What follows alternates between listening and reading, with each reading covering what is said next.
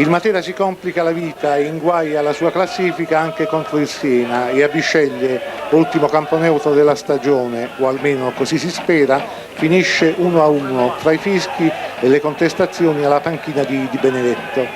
Ed in effetti non erano al meglio i biancazzurri, andati però in gol dopo meno di 20 minuti. Si scatena il folletto Bressi che cade in aria per l'arbitro di rigore e De Rosa dal dischetto spiazza il portiere e mette in rete. Entusiasmo fra i pochi tifosi al seguito in campo, ma il vantaggio non sblocca i materani, indecisi in difesa e latitanti in attacco, anche con il nuovo acquisto Bertalelli. C'è una limpida occasione di raddoppio che capita sui piedi ruvidi di Cecchetti e la beffa del pareggio a tempo scaduto, una punizione per il Siena che dà il via ad un'articolata azione dalla destra, ma a piombare sul cross è De Solda che anticipa tutti con un autogol di pregevole fattura. La ripresa vede il Matera con Toledo in campo e la presenza di un difensore in più riesce a contenere un Siena sempre più spavaldo.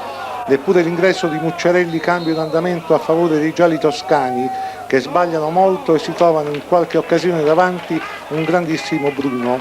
La ciliegina sulla torta la mette l'arbitro che a meno di 2 minuti dalla fine sorvola su un intervento in area materana su un avanti lanciato a rete. Sarebbe stato troppo anche per l'esasperato pubblico al seguito, ma sentiamo Lorè, uno dei giocatori della Rosa, rimasto però in panchina. Forse al migliore della forma, comunque la partita è andata come è andata, noi ce l'abbiamo messo tutta, forse si è anche visto, purtroppo siamo stati anche un po' sfortunati, loro sono arrivati abbastanza bene anche lì davanti al nostro portiere, però noi abbiamo giocato la nostra partita. Un Siena come ve l'aspettavate o più forte? No, a dire la verità noi ce l'aspettavamo diversamente, ci avevano detto che era un buon Siena da scendere avanti in attacco, però in difesa era un po' lento così, invece si è dimostrata una buona squadra e ha avuto coraggio, è andata in avanti, ha tirato anche molto spesso in porta, ha avuto delle occasioni nel secondo tempo con Coppola, però è una buona squadra.